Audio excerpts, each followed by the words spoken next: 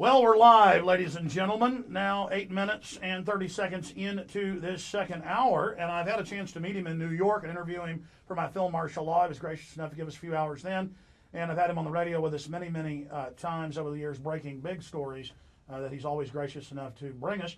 And he was here over the weekend speaking to a standing room only crowd about his new book that just came out and is already on the New York Times bestseller list. It's Greg Palast, Armed Madhouse. Who's Afraid of Osama Wolf? China Floats, Bush Sinks, the scheme to steal '08, No Child Behind Left. And it also is a handsome book. I just got it, and I can't wait to read it. Greg is an extremely accomplished writer, again, best-selling author, joining us in studio. We're also videotaping this for the local TV show and the PrisonPlanet.tv viewers. Greg Palast, great to have you here with us. Terrific, Alex. It's always an honor, really. I mean, you know, my big shot publishers out of New York, I say, I want to launch my book on the Alex Jones show, and they go, what's Alex Jones? You know, like they're in the little New York towers. They don't understand what the people are listening to. So that's why even they are surprised that my book is a bestseller again.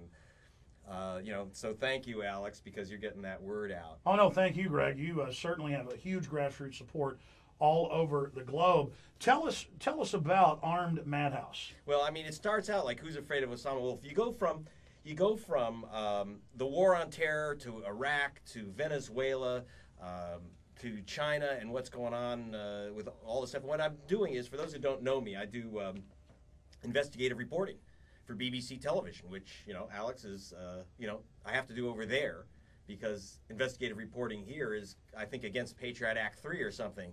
They don't allow this stuff on the air. What I've got here, for example, are the secret plans for the oil fields of Iraq, which I was able to get out of Houston, which are written for the Iraqi government, imposed by the State Department, but written up by Big Oil.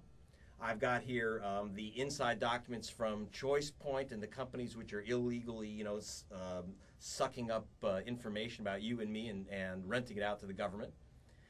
So you have like 60 illustrations in this beast because it's all these documents marked secret and confidential you're not supposed to see, and BBC will actually allow me to go get them, but they won't allow me to show it on US TV. I am completely, totally locked out of American television.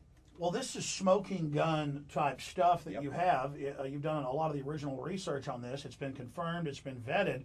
Right. This is the same stuff that the Treasury Secretary O'Neill was telling us. Then you actually get the documents. Right. This is war profiteering in the extreme. This is serious crime, in my opinion. And historically, we have that precedent. You have the oil companies writing up the oil policy for the Iraqi government to basically then hand it over to them, proving that one of the pillars of this invasion is about snatching trillions of dollars in oil. And controlling it. See, one of the weird things is, and one of the horrible things is, I got two documents. A lot of, you know, they say, oh, conspiracy nuts think that Bush had a secret plan to seize and control the oil fields of Iraq before the invasion and even before September 11th.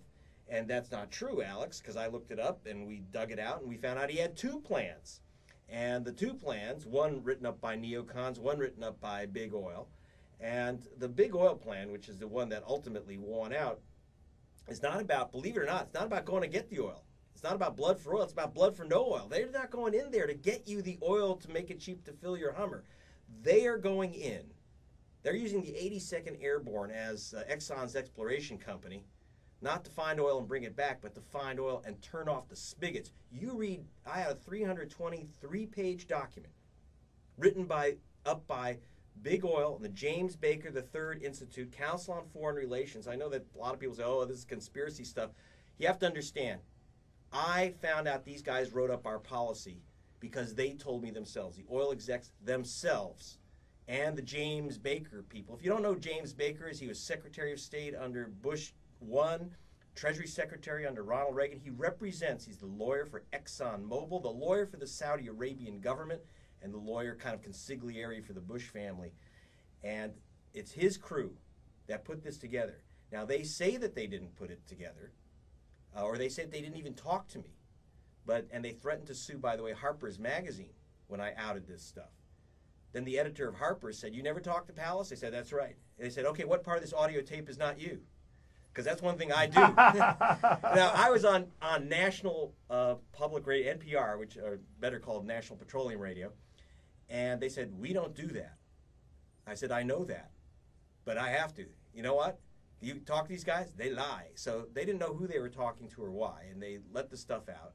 When I got the word about the oil companies drafting up the plans for Iraq's oil fields right out of Houston, even though it says Washington on it. First of all, by the way, the United States government told me in writing, when I say me, BBC television, they told us in writing there is no such plan. Defense Department, State Department, White House, in writing, there is no plan for the Iraqi oil industry that we've written. Then I get the plan, 323 pages, marked State Department, not for public distribution, not confidential, the whole 9 yards. And I got that by wiring up and talking to the oil execs who described it, and I was able to get my hands on it. But here's the evil thing of what's in it. Bad enough that you got oil company executives writing a policy attached to an Abrams tank. And we got kids out there. We got now 2 kids being held hostage, one out of Houston, right? And believe me, the kid from Houston who's held hostage didn't have anything to do with writing up these oil plans. The oil plans are about, here's the phrase in it, you'll love this. The purpose is to, quote, enhance Iraq's relationship with OPEC. Guys, OPEC is the oil cartel, which is squeezing us by the pumps, destroying our economy, raising the price of oil to $70 a barrel. That's $3 a gallon at the pump. Enhance OPEC. And just so you know, when you talk about crime, Alex, you have to understand it is against the law for any American to participate in the oil cartel, in any cartel, okay? King Abdullah gets away with having a cartel because, there's an exception to American law saying, that apparently that, dictators in bathrobes and crowns are not part of, they're not subject to our laws on monopoly. Yeah, the foreign governments who have kings, they're allowed to have monopolies, but in the U.S., going back to 1906 and the Sherman Antitrust Act, you can't do that. That's right. In fact, there's something called the long arm of the Sherman Antitrust Act, which says that any monopoly anywhere, including OPEC, is against the U.S. law. If any American is found helping out OPEC, now, of course, the oil companies are cranking it in big time because of OPEC, and they pretend to have nothing to do with it. But now we have a document showing that the James Baker people and the oil companies that worked with them, like Petromina out of Indonesia, for example, was in on it, that these guys are, they're using their own phrase, that they're enhancing OPEC, that they're trying to maneuver Iraq to make sure that Iraq will never bust the Saudi Arabian production quotas. Saudi Arabia sets quotas. You can't produce more oil than 3 million barrels a day for Iraq. That's their absolute stone limit. Now, a lot of people I know think that George Bush screwed up in Iraq. You read these documents, you realize he hasn't, because, when he came into office, oil was 20-something a barrel, like cheaper than peanut butter. Today, it's $70 a barrel. That's mission accomplished. You read this stuff, that was their mission accomplished. Greg, let me add something to what you just said, because this is incredible. Obviously, I've read your last 2 books. I've watched your Bush Family Fortunes video. It's excellent. But the things you're saying here, this is the documents. This is the evidence. You've gotten IMF, World Bank documents in the past. I want to revisit some of that because it ties in. But the neocons get on talk radio and go, look, less oil is flowing out of Iraq. See, if we wanted the oil, it'd be flowing. No. It's called artificial scarcity. You got it. Ladies and gentlemen. And it's the same thing De Beers and the Oppenheimers do with diamonds. They go all over the world buying up the fields, paying people off, sending in mercenaries, bragging about it, because they're actually only semi-precious. They artificially make them scarce. And it's the same thing with Iraq. In fact, in 1990, they were angry. OPEC, Bush, Senior, and others Europe was angry that Saddam was, quote, overproducing, driving oil prices down because he said, hey, I've got a $30-something billion debt to BCCI and other people. I've got to pay this off. That's right. OPEC said you're driving it down to 90 cents a gallon. You can't do this. So they set him up. He said, okay, well, they're slant drilling. Can I invade them? Yeah. We don't get involved in inter-Arab affairs. April Gillespie, we don't have a defense treaty with them. So understand, ladies and gentlemen, grabbing the oil in Afghanistan and then controlling Tajikistan, Uzbekistan, the other stands, Turkmenistan, that means China and India don't get it. See, it's about grabbing it and then sitting on it. You got it. You know what? I'm glad you grabbed it, Alex, because there were a lot of people, kind of in the streets saying no blood for oil. And there was this whole image that we were going there to get the oil. And like you say, the neocons say, hey, we didn't get the oil, so obviously that's not what it was about. It's about not getting the oil. It's about capping it. not getting it. In fact, it goes back, by the way, this is interesting, you'll find the book. And by the way, one thing I do in the book, there's like 70 documents shown here. And you know, I try to do it, by the way, in a way that's humorous. You know, that's how you do news at the BBC. You can have a little humor. But you actually have the enhanced OPEC document in there. But one thing you'll find out that's interesting is going back in history. Iraq was invented to control oil. Winston Churchill invented Iraq in 1920. And they set up a nation. They got in a guy named Faisal as king. Winston Churchill took the Kirkuk fields, the Basra fields, and the tar sands of Baghdad, put the three fields together, called it Iraq, invited in a guy named Faisal from Saudi Arabia, said, "You're king." He said, "King of what?" He said, "Iraq." He said, "What's Iraq?" He said, "It's a place in Baghdad." And that's why the Saudis have always been our buddies. It goes back to Lawrence of Arabia. They just went and picked a tribe, gave them a bunch of machine guns and grenades, and said, "You're the bosses there." And we got you. And so what happened was that Faisal then flipped around and gave a concession to a consortium, including Anglo-Persian, which is now BP, Standard Oil, now Exxon, the company that's now Total France and Royal Dutch Shell. Those four operators. In 1925, they sat in a hotel room in Brussels, laid out a map of the Mideast, took a red marker, no, they didn't have markers, they took a red pen, and put a circle around Syria and Iraq. Every oil company executive in the room in 25 signed that on the red line on the big map and agreed never to pull oil out of Iraq. Greg Palast, this is riveting. We're going to come right back. He's got the documents. It's in the new book, Armed Madhouse. It's going to be a good one. Already on the New York Times bestseller list. Stay with us. Greg Palast in studio. Greg, this is incredible. You have the oil company documents where they're openly talking about stopping the flow. You expose peak oil as a big PR scam to make us think there's not enough oil to again, create the illusion of artificial scarcity. You've got it all in here. But before we get into that, in 95 and 96, a bunch of documents were produced by the oil companies. In 2001, the Associated Press reported on it, and it came back out last year where they said, we've got to buy up these hundreds of independent refineries in North America because there's too much oil. We can create an artificial bottleneck by buying them up. Then they blame the environmentalists and say, oh, it's all their fault. You know, they're the reason that all the refineries have been shut down when we have their own smoking gun documents. Greg, how do they get away with this? How they get away with it? Well, because they...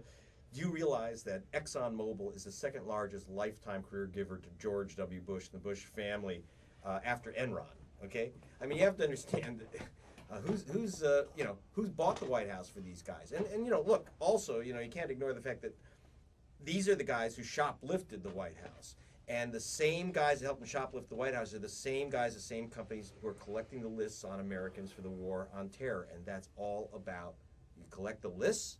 You know, everyone's worried about the civil liberties aspect. I keep asking a simple question. What are they doing with these lists? They sure as heck aren't going after the bad guys, the terrorists. They're going after, you know, we're the victims on September 11th, not the suspects. They made us the suspects. We're under surveillance. They can't do this legally. It's against the law. And by the way, the law is the United States Constitution. So what they do is they have companies like ChoicePoint and others collecting the information on us, private KGB-type operations. Then they rent the data from them to fund it. And then what happens is once they rent the data, what's it used for? It's used for elections. And then they even their buddies make money off the scam. Oh, they don't just steal. And again, and then meanwhile, the Democratic parties, no bid contracts. The Democratic party's bought off by the same people. Now, I mean, even Sandra Day. No, you can't buy Democrats. You can only rent them. I mean, even Sandra Day O'Connor, even Bob Woodward. All these people are, Ron Paul, congressman, they're all saying we're in danger of a dictatorship. They say Bush, with the signing statements, saying he's above the law. John Yoo, Alberto Gonzalez saying he is the law, the Führer principle. Can you speak to the fact, I mean, Greg Palast, are we in danger of having some form of a dictatorship? Well, it's a slow motion, soft dictatorship. In other words, when these guys start surveilling us, okay, and it's against the Constitution, and they by order say that any law is subject to presidential elimination by signature, any of your rights. Then what is a dictatorship except a dictatorship by definition is one guy saying I can set the laws, I can ignore these laws, and I can accept those laws. When one man is above the laws, that is the definition of dictatorship. Getting into this particular document here in front of me from page 99, enhanced government relationship with OPEC. USA will maintain the contents confidential, should not That's be right. reproduced, distributed, or used. What does this document specifically cover? Okay, what that document is covering, and it's part of the 300-page document. This is part of that document developed by the big oil companies for the Iraq development of the Iraq oil fields and the Iraq oil industry. And it's not about selling the oil fields. The other plan I have, the neocons had a plan to say sell off the oil fields. And big oil said, that ain't how you do it. And by the way, the guys I spoke to, you have to understand, are not low-level guys. I spoke to people like Phil Carroll, who's CEO of Shell Oil. And, again, a lot of these people didn't realize I was wired. By the way, Carroll was at the Bilderberg Group meeting last week, and I was there, and I got picked up, interrogated. Other people that were there got picked up and asked if they were terrorists and stuff. So are you? No, but I mean, are you now, or have you ever been? But it's getting scary. I mean, this stuff's really happening. Yeah, well, it's fascinating though to talk to these oil guys. I mean, they're deeply concerned that Saddam was out of control, as they put it, that he was jerking the oil markets up and down. And now I have the also in the book the maps of Iraq and its oil fields that Dick Cheney went over with oil company executives in March of 2001. You have to understand, that's within 6 weeks of the inauguration, guys. This is no September 11th attack or anything. We already had the maps out of the oil Well, fields. he told his biographer in '99, I'm going to attack Iraq, I'm going to be a war president, and I'm paraphrasing the quote, but this is almost it. He said, a war president cannot be questioned domestically. So it's about hundreds of billions in no-bid contracts and weapons sales. It's about restricting the trillions in oil to then make hundreds of billions a year off that. It's incredible. Well, and some of the stuff like the review of as I find out, the oil fields of Iraq were being reviewed by who was in the room. It was not only oil company executives, Council on Foreign Relations, and Ken Lay of all people. And that's because they were going over what people thought is that they were rewriting the energy laws of the U.S. That was a very minor part of it. I now know it was the total energy plan for the planet. And they talked about what they called, quote, and this is a quote, military option for Iraq. This is March 2001. This is before 9/11. Way before. When we get back, we've got a long segment, plenty of time to talk. I want to get into what this global plan is because you've got the 300-page document, and that can give us a window into what's going to happen in the future, what the neocons want, what the oil companies want, how these two different bodies, how their program converges, where it differs, and how Europe ties into all this, what you see happening in the future. Greg Palast in studio. We've got Greg Palast in studio with us, the new book, Armed Madhouse. And he's the author of the New York Times bestseller, The Best Democracy Money Can Buy. Armed Madhouse. Who's afraid of Osama Wolf? China floats, Bush sinks. The scheme to steal '08, no child behind left. I want to get into their big plan in the future, what you know from talking to these executives and 300-page document. But right now, you have done something bold here because the left is in love with what I've tracked back to be oil company propaganda, and it's like a religion. They all over Austin, all over New York. When I traveled these cities, when I was in Canada, peak oil. There's no more oil. We're all dead. We have to pay $500 a gallon. It's all over. We're running out of crude, dude. I mean, one of the problems is, Alex, and I lost a lot of my supporters, and I'm sorry about this, but I'm an investigative reporter, so I investigated peak oil. What I found out is that it was created by Shell Oil, and I call it the Shell game in there, by a guy named Hubbard, who is the chief geologist for Shell. And Shell Queen Beatrix. And Shell was was panicked because they were finding all this new oil in the Mideast, and so what are they going to do? So they announced, instead of that, God, we got a lot of new oil, they said, well, it looks like we've got a lot of new oil, but it's going to run out. It's going to peak. It's going to just suddenly collapse on us. And now the latest thing that I found, by the way, Alex, and I show it in the book, inside the Department of Energy is a document showing that while, yes, we're going to start running to the end of Saudi Arabia's oil. That's not going to be so quick, by the way. That if you add in what they call the Orinoco extra heavy oil, that reserve, and 90% of it's in Venezuela, that reserve is 5 times bigger than the Saudi Arabian reserve. So we are swimming in this stuff. And this is their own internal documents that they don't want the public to know about. And by the way, they called BBC Television in London. When I put it on TV, they said, where'd you get that document? And I said, we don't remember.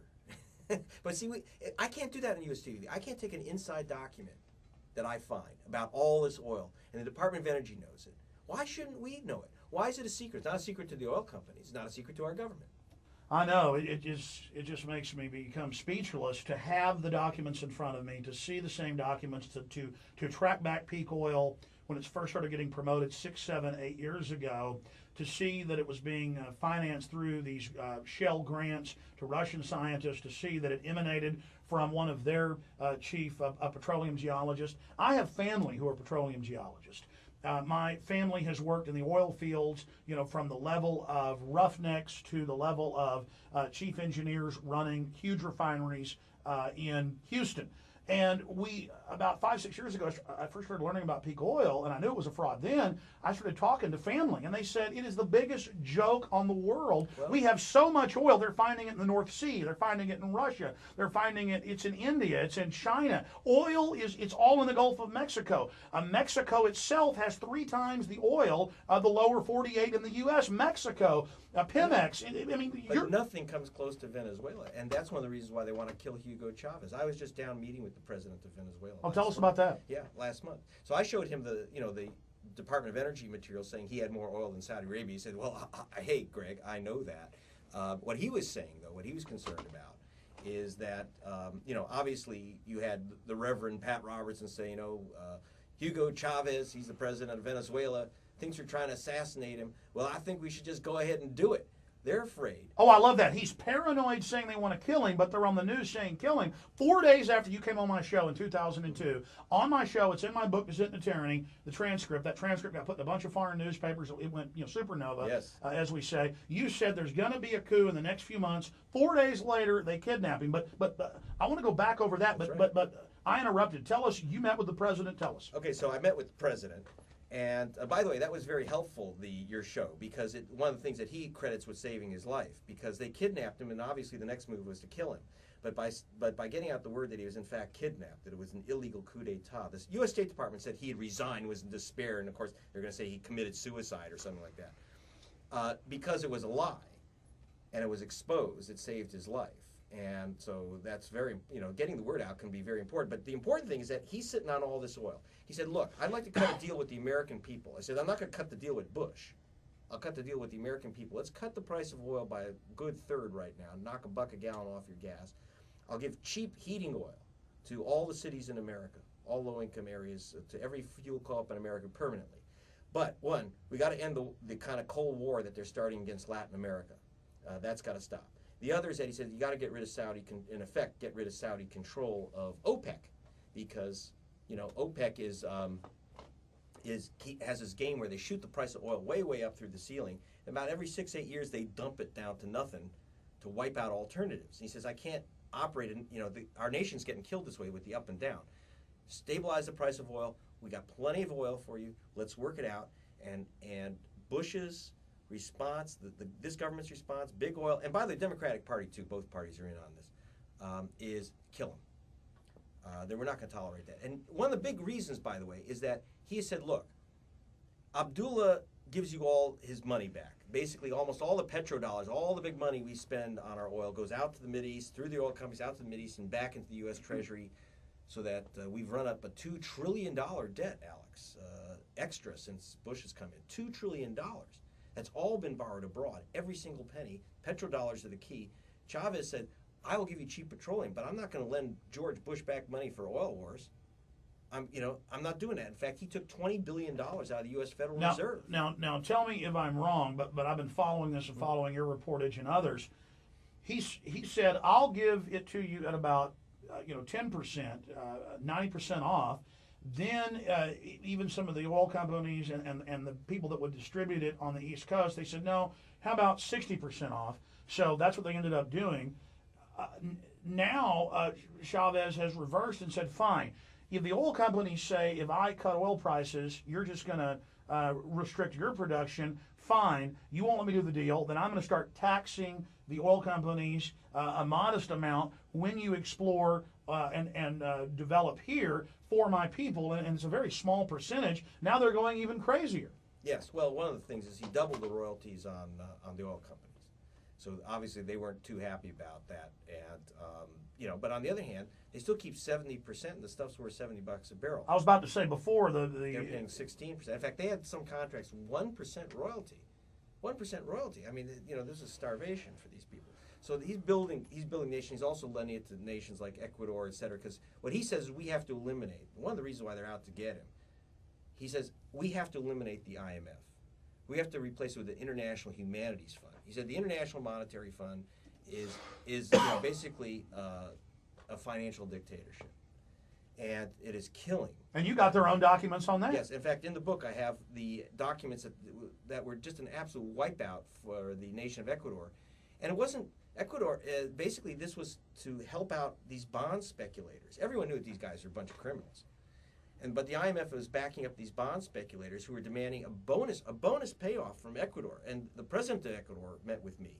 He said, if we pay this level of debt, I mean, our nation is destroyed. If we're dead, who's going to pay them off? I mean, it's going to destroy our But nation. you have the IMF World Bank documents, Yeah. Joseph Stiglitz, their chief economist, went public. In there, they say it's about destroying countries. Yeah. They say it's about creating poverty because, again, these elites are monopoly men. It isn't about a free market, ladies and gentlemen. They're not free market. Just They like want free market. Who just wants like a free market?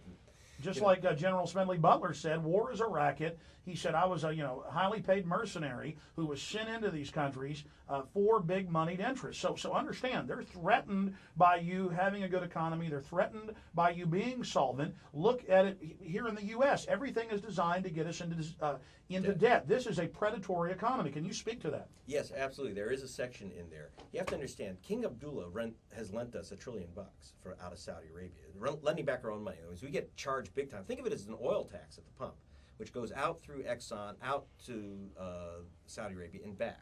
Now, as you know, the Quran prohibits the charging of interest, but King Abdullah doesn't mind grabbing a big pound of flesh from us. And also the Chinese are big lenders, about almost 2/3 of $1 trillion at this point. And the result is these extra high interest rates in the U.S., which has been killing off the auto industry, killing off the airline industry. And you have to understand, these are unionized, high-wage industries, which are now becoming low-wage industries. And frankly, that's mission accomplished. These guys aren't shedding a tear. Why don't they stop it? They're not shedding a tear. Why not cut the deal with Chavez? Cheap oil, lots of it.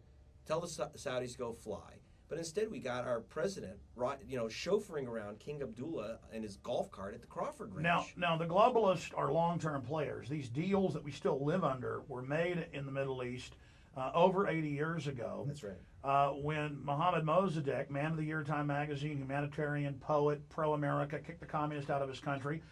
Comrade Roosevelt, before he died, went on NPR and admitted that our government carried out terror attacks in Iran to then blame it on Mossadegh. They put him on house arrest, cut his ministers' heads off. Can you speak to specifically what happened in Iran? That's a grim situation. In the 1950s, Mossadegh, the elected president of Iran, nationalized the oil companies. Then the U.S. and Britain went on a successful campaign to overthrow his elected government. And if you read the CIA documents, which have now been declassified, National Security Archive, you really got to go to these, Alex. The horrible thing is, it's in my new film. Yeah. The Shah of Iran, who took over, actually didn't want to overthrow the elected government. He was scared. So the CIA said, what we have to do is activate the Islamic mullahs who have been out of politics, activate them and convince them that democracy is un-Islamic. So that's right in those documents at the National And that goes Security back to the Archive. Muslim Brotherhood over and over again. So what they're doing is the CIA created this fanatic Muslim anti-democratic bent. It was a creation to get rid of the elected government, which had taken over the oil companies. And Well, now they that flew comes- in Ayatollah Khomeini Yeah. there in the late 70s, and then they had a weapons deal with him, and then Clinton gives $45 million to Iran to help attack the Serbs in 1998, 1999. Greg, can you speak to that? I mean, sometimes I think that you have to remember Ahmadinejad may be on some type of globalist payroll. I mean, because I see piece after piece. You're getting close on that one. Mad Mahmoud is part of the game. It's a Punch and Judy show. Watch, Alex. Every time the price of oil gets towards $60 a barrel, suddenly Mad Mahmoud out there in Tehran says, "We're going to blow up Israel," or next time it drops, he goes, "We got bugs and bombs." And then if it drops again, Bush says, "Oh, we're going to go get them." And each time, either Bush or Mad Mahmoud says something, the price of oil is up another $5 to $8 a barrel. You have to look at the timing of those statements. It's a Punch and Judy show. The guy that they're worried about is Chavez of Venezuela. Well, let's talk about that, though, for a second, and then let's go back to it, Greg. Right. I mean, we know that our government allowed them to fly in Ayatollah Khomeini. We know Reagan then and Bush Sr. made backroom deals with him to get Jimmy Carter out. We know that they used him to attack the Serbs. And then Iran-Contra. I mean, my God. I mean, we literally gave guns to the Ayatollah. Do you think they're on secure sat phones, having briefings and I mean, how staged is it? I think it's extraordinarily staged. But I think also, the other problem is that these things get out of control. And we have to be very careful about it. This is really playing with fire, just like when... Well, that's what the globalists do. That's what the Bushies do.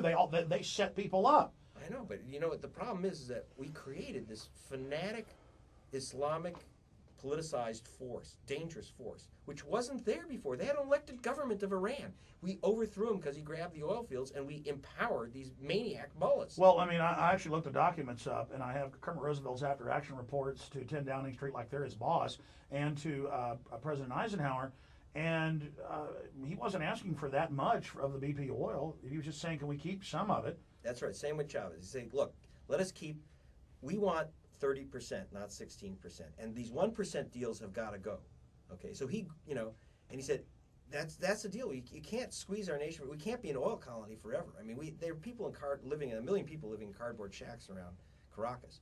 And so he charged the oil companies, and now you don't see those cardboard Same shacks. thing, Mexico City, 30-something million people, half of them living in cardboard boxes, folks. I've seen it. And, I mean, that's how they've got all this oil wealth. And they got to keep some of it. The problem is that for the average American, what are we getting out of it? They squeeze the oil. We're paying high price at the pump, high interest rates. Our manufacturing industries are going down the tube with this stuff. I mean, it is not for our benefit. So the economy is being looted. I want to specifically then talk about in the future. You've made really good predictions here. You said Chavez in the next month to 2 months. In fact, I've got the quote in my book. I can dig it out. Yeah. Just type Greg Palast, Alex Jones, World Bank, IMF documents into Google. It'll come up.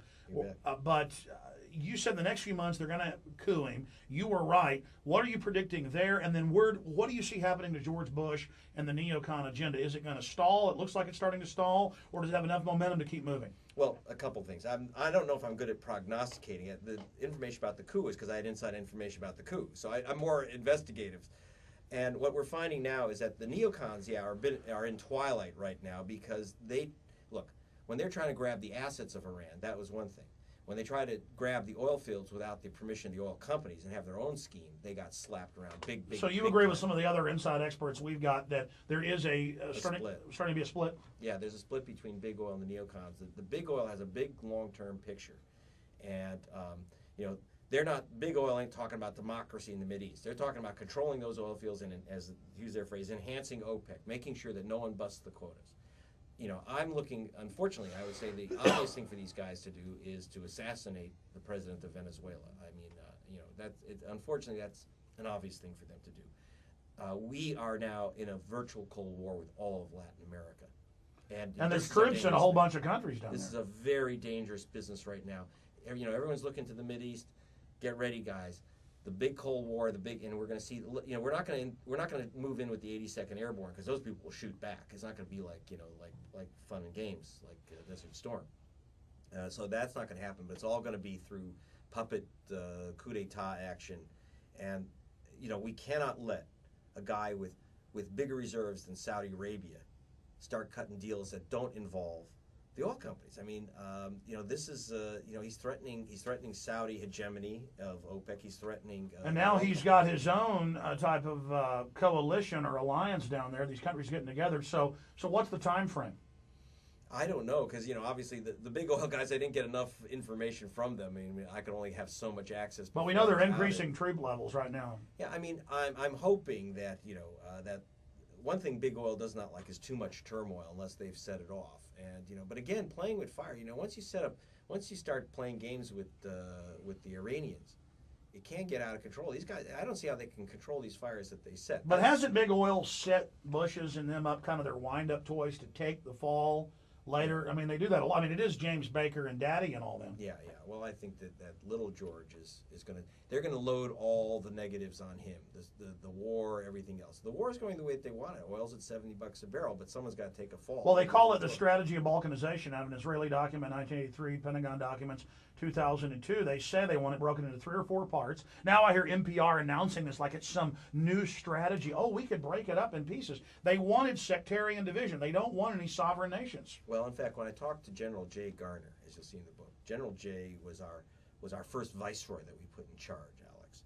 And in Armed Madhouse, I actually met with him, And he was saying we could have had peace between these factions, but obviously they didn't want it. No, they didn't. Greg Palast, stay there. We'll be right back after this quick break.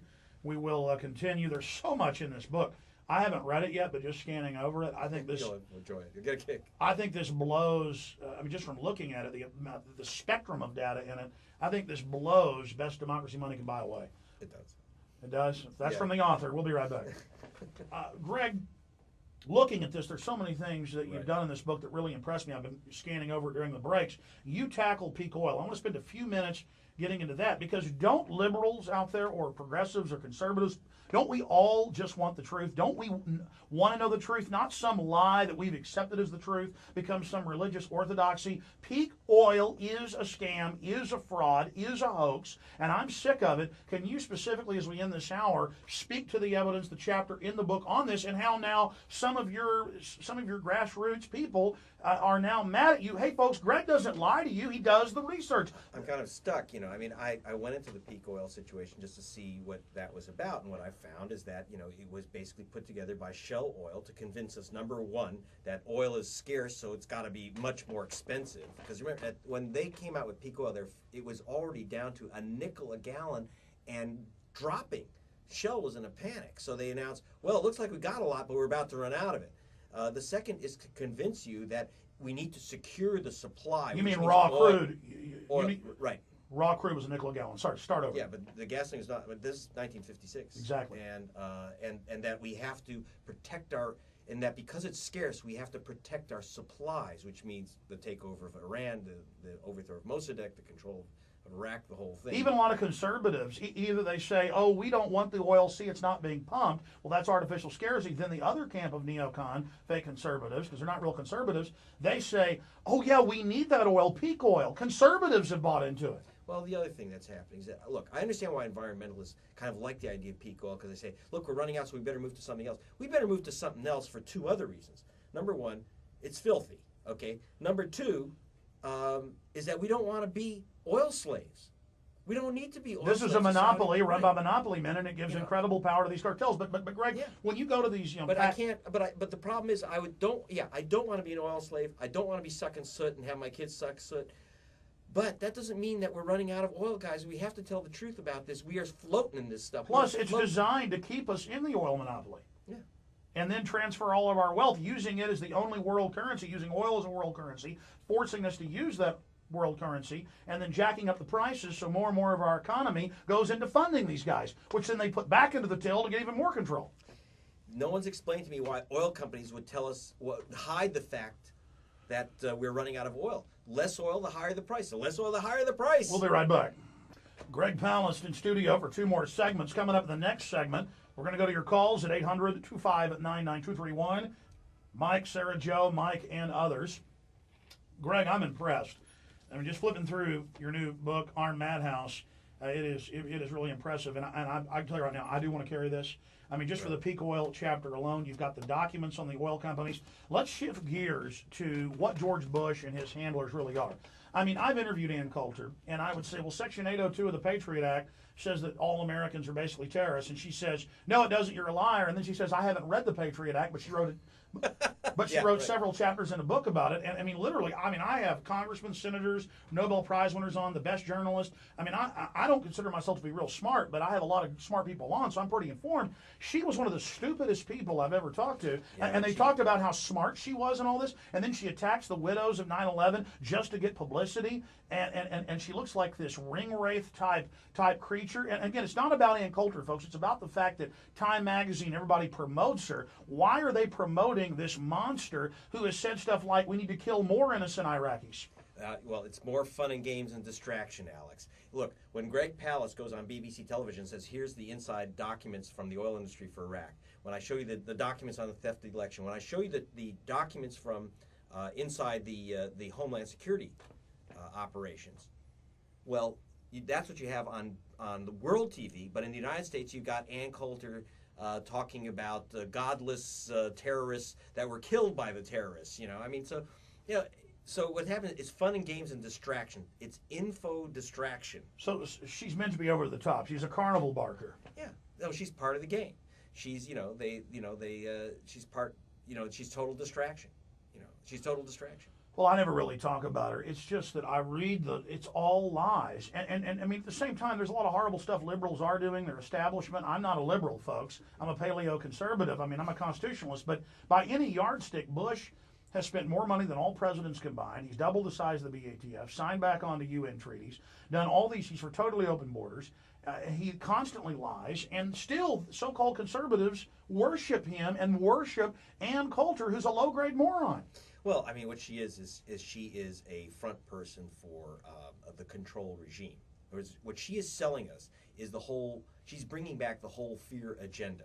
That's what they are. These are fear salesmen. That's what they're trying to sell you. Be afraid. That's what they want you to do. Well, I am afraid of the government, not them. Yeah, but it's like, that's why I call the first chapter, Who's Afraid of Osama Wolf? It's a game.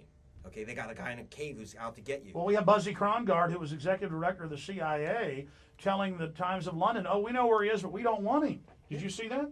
Well, look, Clinton turned him down when they had him cornered in Khartoum. You have to remember that, once again, they sell the guy that's holding all our lists, this guy, Derek Smith, who's chairman of Choice Point Corporation. By the way, he's now under investigation for insider trading. For failing to tell his stockholders that his company had given out the 145,000 personal files to identity thieves, a ring of identity thieves. These are really nice guys, right? So what's happened is that he said, if we only had these lists of Americans and your DNA too, we could have gotten the hijackers when they came to the airports to check in. Well, guys, you know what? Hijackers no longer use their names, even if they lose their frequent flyer miles. I mean, it's unbelievable. He said, well, they use their real names, and if we only had the big databases, we could have got them. It's just number one, they had those databases to begin with, so we know the NSA picked it all up. Bush spiked it with W1999. That's in BBC News, and still people are in denial, even when FBI agents go public saying, I was ordered not to stop these people. We have FBI agents on the record saying it, and I've got neocon talk show hosts going, Alex Jones manufactured all this. Do you ever get tired of having the actual admissions and documents, and then they're saying it doesn't matter, it doesn't exist? I know. They say, well, your unprovable conspiracy theories. I say it's the facts and documents we put on BBC television. My God, it's the most #1 stature network on the planet. What do you want from me? They still won't put it on. They keep. The New York Times said conspiracy material. What Well, the New York Times tells conspiracies about aluminum tubes and yellow cake. Yeah, well, they're the ones with reporters on the payroll of the government. Final segment with Greg Palast. We're going to be taking your calls here in just a minute or two. Then Greg's got to go catch a plane for a big event he's going to be having in Houston. My last question for you before we go to calls, and you can add anything else you'd like that you haven't had a chance to cover. Really, where is it all going? Will these guys ever get impeached? Will they go to jail? Will they get in trouble? Because I've studied American history. I've studied world history. I don't claim to be a historian, but I know quite a bit about it, more than most. And I've never, and I mean this, folks, I hate Bill Clinton, attacked him ceaselessly, so did Greg. I mean, all these guys have been serious crooks in the past, really since they killed Kennedy. And there were some crooks before them. But the wild level, I don't know if you saw this, Greg, but John Yoo, White House counsel, says we can torture kids in front of their parents, crushing their, and I keep bringing that up on the show because he got confronted at a CFR meeting in Chicago. Even CFR members, the establishment guys said, did you really say this? This is evil. And John Yoo said, yes, we can. I mean, it seems like... I think they were worried that he was saying it out loud. You have to understand, their concern is, listen, moron, if you're going to go crush people's hands, you don't announce that it's the policy. These guys are like amateur torturers. But, kids, his White House memo was we can torture children in front of their parents, including... I don't want to say it again. The point is that is Mingala stuff out in the open. That does scare me at a certain level. It shocks me that it's so over the top. Yeah, well, and in fact, I think that some of the establishment, there is this internal battle we talked about between neocons and Big Oil. Big Oil wants a much more sophisticated approach. I think they're getting a bit nervous about this stuff. And that's why I was picking up out of Houston and out of New York from the guys on the inside, that they were not too happy about some of this cowboy stuff. Well, you can see the media for the first 2 years after 9/11, they gave Bush carte blanche. They thought he was getting away. Okay, the plan's working. And I think as they saw things get crazier and crazier, now the media is allowed to say a little bit more on little side issues. Is that to weaken Bush? Yeah, well, one of the things is to give a shot to him and make sure he doesn't play too many games with the neocons. After all, Paul Wolfowitz was basically demoted. He was kicked out of the war room where the little Tinker Toy Napoleons play with the toy tanks. and he was sent to be president of the World Bank, which in their world is a demotion. Of course, now as head of the World Bank, this guy is is just been absolutely totally monstrous. By the way, the New York Times did a glowing profile about how everyone loves him. I mean, you have no idea. I mean, he told Ecuador if they didn't pay off these speculators that he was going to choke the economy to death. And we've got Bolton at the UN. I mean, what's wrong with these guys? Well, but keep in mind, from the CFR's view, was thrilled that Wolfowitz was sent to World Bank and Bolton was sent up to New York. As far as they're concerned, that was away from the centers of power. Well, I want to go to the calls because we're almost out of time, but the last thing that I thought of, the Cheney shooting, we did an investigation on that. He clearly shot the guy up close. He clearly was drinking. They then had to admit it. If anybody else did that, they'd be in big trouble. They wouldn't let the police in. Just give us in a nutshell your take on the whole Cheney shooting. Well, one of the problems is, I mean, I was down here. I'm going to be investigating that, by the way, just so you know. I probably shouldn't even announce that on the air, but I'm going to get some more information. But all I do know is that, absolutely, I mean, what the heck is this? Someone gets shot, and I don't care if the guy's vice president of the United States. What do we now have? We now allow personal executions by our by our leadership. I guess Gonzales will write some type of law that says that that as long as the vice president is packing, whatever he does is okay. I mean, it's gone completely bonkers. Well, just so you know, I've done a lot of bird hunting. He wasn't the 90 feet away that they claimed, because even with the most high-powered shotgun load, it doesn't go into the heart at that range. It might go in half an inch. So it's just total baloney. Let's take a call here from Mike in New York. You're on the air with Greg Palast on Genesis. Oh, you guys got me all worked up now. Okay, Mike. Greg, here's the thing. Pre-September 11th, my understanding is Britis Corp out of Argentina had to deal with the Taliban for taking the oil pipeline through that country of Afghanistan. Unocal. Yeah. Unocal, correct. And obviously after September 11th, I also understand that Unocal was, during that time frame, was lobbying Congress. Yeah, I always call them Unocal. That's the thing. It's like stuck in my head. It's Unocal. I guess it's like Unocal, I guess, right? UNOCAL? Yeah. They were lobbying Congress to establish some foreign policy because they actually wanted the deal. Obviously, Yes. September September 11th came. Britis Corp's contract with the Taliban was null and void, obviously, and Unocal won the day. They installed the Karzai. I guess he was on the board with Unocal. Yeah, he was on the board, and then he becomes the puppet president. Wow. That was all staged. Right. And keep in mind that the deal that was brokered between Unocal and the Taliban was brokered by Khalilzad, who is now the U.S. ambassador to Iraq. And when you say ambassador, you have to understand this guy is basically the dictator and overlord of What Iraq. about Ahmed Chalabi? He was at the Bilderberg Group meeting last week. I mean, he can't even go to a bunch of countries because he's a convicted felon. Yeah, he's a convicted bank swindler. I mean, he's wanted Interpol. I mean, this guy took down the Petrus Bank. Also, when Chalabi, that we installed, named himself oil minister in Iraq. We're still trying to find out what happened to about $1.5 billion to $2 billion worth of oil. That's right. I mean, these are crooks. Hey, listen, thanks for the call. I appreciate those fine points, Mike. Let's talk to Sarah Joe in New York. Go ahead, you're on the air. Yes, hi. First of all, I just want to, from the onset, state my position. I do not support Bush. But I'm rather tired of the idolization of Chavez. Mm-hmm. Anyone who's against Bush seems to be admired, and Chavez is not to be admired. I know you supposedly had a meeting, or you had a meeting with him and all, but I lived in Venezuela for many years. I have friends and family in Venezuela, even as we speak. The place is a mess. Chavez has done nothing except make it worse, okay? With other administrations, it wasn't the greatest. Well, I mean, it is in all right. such dire straits. Well, listen, right I'm now. not saying he's perfect, but he did give people back land that had been taken by oil companies. He's actually giving, with the deed, people their land. I mean, that's. But he's a communist for that. But Bush is good with the Supreme Court ruling. We don't own our private property. So I'm just trying to understand this. No, okay. Right, So Alex, look, let me just respond here. Number one, let's not fall in love with any politician anywhere. Obviously, Chavez is acting in his own interest, his own political interest.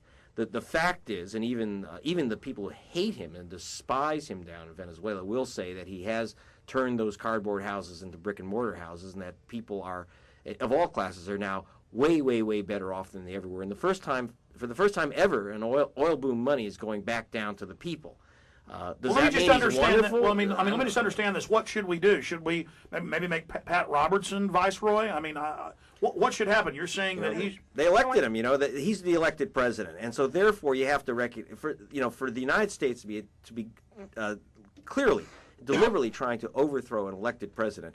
And believe me, when I don't let's get away from the baloney that he wasn't elected. I went with his opponent, the guy who's running against him for president. He's actually a nice guy, a guy named Julio Borges. I like his opponent a lot. But we went to a little town. We found one supporter. I went the next day to this very same town with the president. And you thought that Elvis had arrived, man. Ma'am, I mean, specifically, what's your point? What should happen? What are you saying? Well, the only thing I'm saying right now is that, like you said, Chavez is doing it for his own interest. And the people are not. They are taking land away from people. They're not giving them land and deeds. What they're doing is taking the people who live in the shacks up on the hills. Yeah. They're illegal Colombians that came to that country of the past 40 to 50 years. See, this is what's going to happen in our country as soon as, give it a few more years. And the people who have been working the land... Ma'am, okay, explain it to me. What should be done? What are you saying? Well, I just think to give Chavez... You don't want to assassinate an elected president, do you? No, I'm not saying that, but you say that they were not fair elections. I was down there for much of the demonstrations. My point is, I saw the whole country. My point is that it's making the globalist mad. Okay, and I mean, our government loves China, and they got mobile execution vans and public executions and sell organs. So Chavez, compared to them, he's much better than China, and he's much better than our government. Thanks for the call. Do you agree with that statement? Yeah, I mean, China. We are cuddling up to the most bloodthirsty dictators. Yeah, on the planet. I mean, North Korea is threatening to nuke us, and we're giving them reactors, and Rumsfeld's involved in that, of course. Mike in California, you're on the air. Go ahead. Hi, guys. Hi. Two questions. One for you, Greg. One for you, Alex. Greg, what I hear and what I sense is that there's an effort to consolidate South America so as to cause problems for the New World Order. Can you comment on that? And Alex, can you comment on this? I think I heard it on your show where somebody was saying that you were agreeing that World Vision, this Christian organization, as well as other leaders like Pat Robertson, John Hagee, others, are really not, especially World Vision, being operated by the CIA. Yes, I appreciate your call. Okay. A lot of them are paid off. A lot of them are co-opted. Some of them are actual government operations. We have documents on that. You want to take that question and then answer his first one? Okay. Well, the first question about what's happening in South America. Hugo Chavez has said we have to end the dictatorship of the IMF. The IMF has got to go. And we have their own documents saying they want to overthrow countries. Right. So he's saying, we can't operate this way where basically we're being bled to death. But that means that he's had to take money out of the U.S. Federal Reserve and lent it into Argentina so that Argentina told the IMF to fly. He lent it to Ecuador. Ecuador told the IMF to fly. And he's lending, in other words, he's replacing the IMF with his nation's oil money. Now, they're not doing badly because what happens is these nations, he lends the money to these nations and they get up off the ground. He's actually made like $70 million for his nation. And so they're getting into... Right, but they're independent then. What about using fake conservative Christian groups as government fronts? Well, yeah, that's the other thing. I met with Pat Robertson, and I wore a wire then too. Got it around. By the way I got around his metal detector, I told his guard, I said, "Could you hold my lighter for me? It'll just set off the alarm." And he gave it back to me the other side. He didn't notice I didn't have any cigarettes, But so Robertson told me, it's on tape, I'm not a televangelist. I'm a businessman. This is business, man. This is all about the money. He owned at one time like 30 TV stations, networks. The guy's billions. Yeah, at least I figure he's worth a good $500 million anyway. This guy, there is no... No, his assets are billions. Yeah, it's huge. And he's got, diamond mine operating out of the Congo. With slaves. You can't do that stuff. You can't cut deals with guys like Mobutu without having CIA support. Hey, we're out of time. Greg Palast, the new book, Armed Madhouse, already on the New York Times bestseller list, in stores everywhere. I want to carry it. I appreciate you coming on with us. It's always great. And next time you kind of orbit through our area, I want to have you back in studio again, Greg. You got it, Alex. That was great. I think we covered a lot of the bases. Sorry, callers. I'll come back and go to you after the break. 1-800-259-9231. Greg, again, good seeing you. You're the man, Alex. No. You're the man. We'll be right back.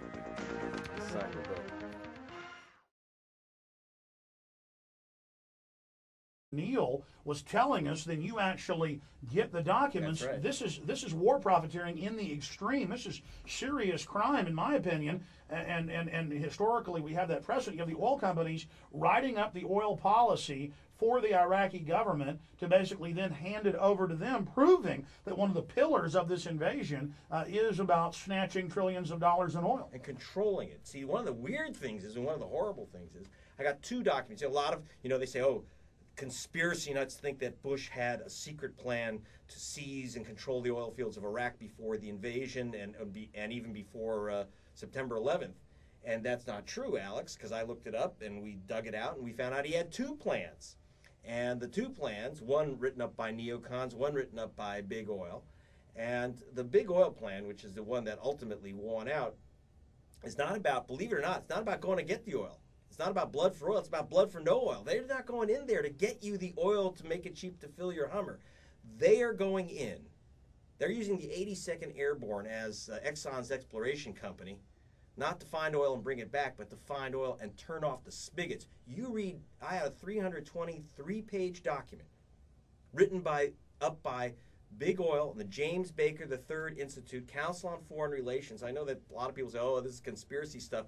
You have to understand, I found out these guys wrote up our policy because they told me themselves, the oil execs themselves, and the James Baker people. If you don't know who James Baker is, he was Secretary of State under Bush 1, Treasury Secretary under Ronald Reagan. He's the lawyer for ExxonMobil, the lawyer for the Saudi Arabian government, and the lawyer kind of consigliere for the Bush family.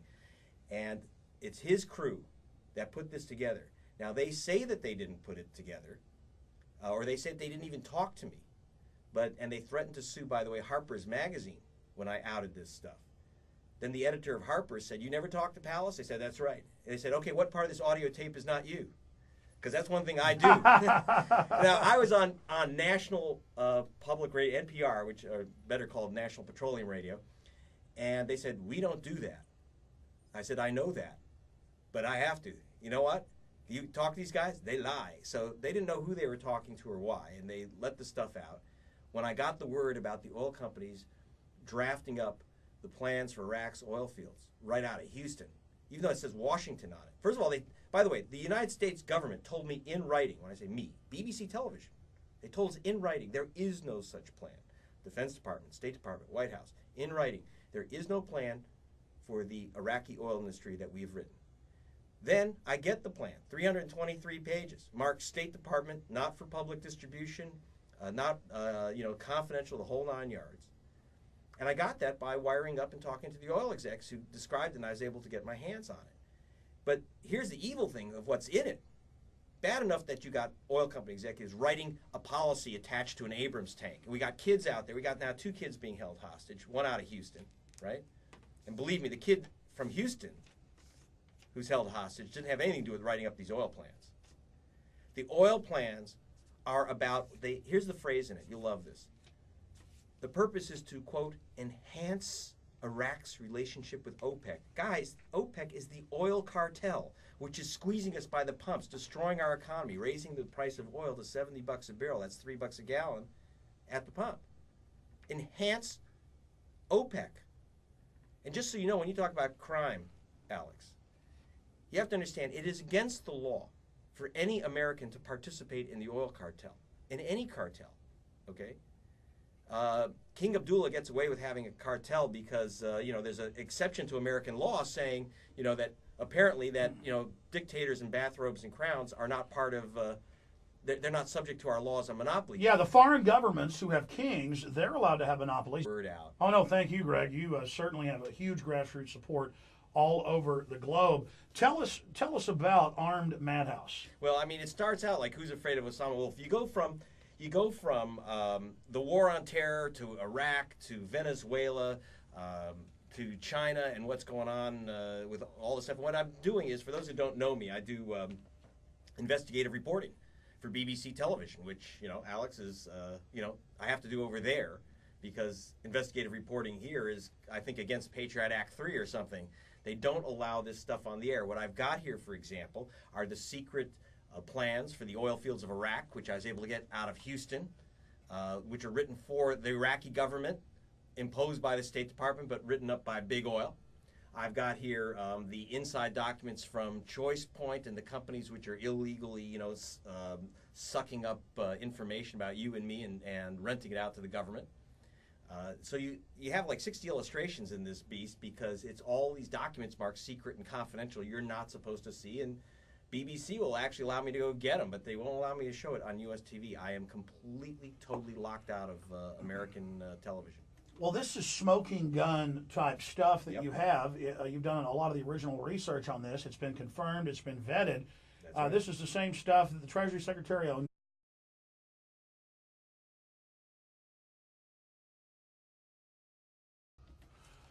Well, we're live, ladies and gentlemen. Now 8 minutes and 30 seconds into this second hour, and I've had a chance to meet him in New York and interview him for my film Martial Law. He was gracious enough to give us a few hours then, and I've had him on the radio with us many, many times over the years, breaking big stories that he's always gracious enough to bring us. And he was here over the weekend speaking to a standing room only crowd about his new book that just came out and is already on the New York Times bestseller list. It's Greg Palast, Armed Madhouse, Who's Afraid of Osama Wolf? China Floats, Bush Sinks, The Scheme to Steal 08, No Child Behind Left. And it also is a handsome book. I just got it, and I can't wait to read it. Greg is an extremely accomplished writer, again, best-selling author, joining us in studio. We're also videotaping this for the local TV show and the PrisonPlanet.tv viewers. Greg Palast, great to have you here with us. Terrific, Alex. It's always an honor. Really. I mean, my big shot publishers out of New York, I say, I want to launch my book on the Alex Jones show. And they go, what's Alex Jones? Like they're in the little New York towers. They don't understand what the people are listening to. So that's why even they are surprised that my book is a bestseller again. So thank you, Alex, because you're getting that word.